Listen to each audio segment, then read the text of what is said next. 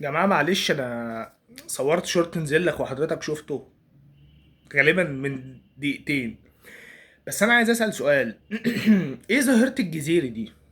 بجد اقسم بالله ايه ده يا معلم ده؟ ايه ده؟ يعني ده لعيب تجدد له سنتين يا جماعة؟ السؤال بقى طب خلاص وانت لبسته بجد يا نيك فيريرا مقتنع باللعيب؟ يعني بجد يا نيك فيريرا مقتنع بالجزيري؟ ما اصل يعني ايه طيب؟ ايه يعني؟ يعني انا ناصر ماهر سيبك من انها تسلل ولا مش تسلل، انا شايفها مش تسلل اصلا.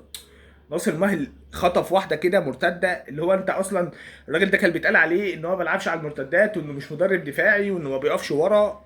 عكس ده تماما انت شفته النهارده.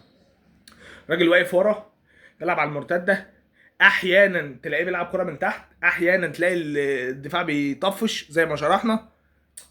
بس ايه الجزيري ده؟ السؤال بقى هو ايا كان مستوى عدي الدباغ اكيد اعلى من الجزيره يا جماعه. يعني ما هي برضو انا مش عايز اطلع ادوس على الزمالك من اول ماتش، بس ما هي في حاجات بقى يعني انا قاعد اتفرج انا مش يعني ايه ده؟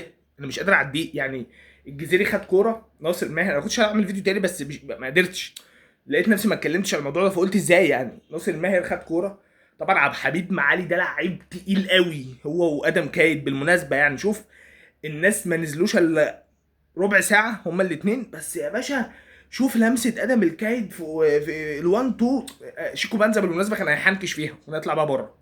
فاهم الفكره؟ انما اللعيب عنده نظره بيبص.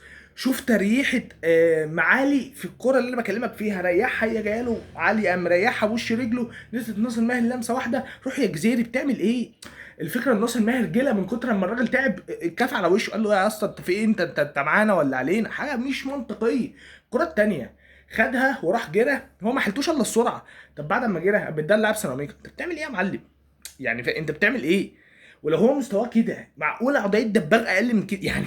يعني ما هو انت برضه لوجيك كده لما يبقى عضيه دباغ قاعد والجزيري نزل وده مستواه، يبقى انت تقلق على الدباغ اللي هو ايه يا جماعه؟ طب الراجل ده ما نزلش بقى يعني؟ ما اصل هقول لك ايه، اصلا اللي انا شفته ده الجزيري كده مكسح.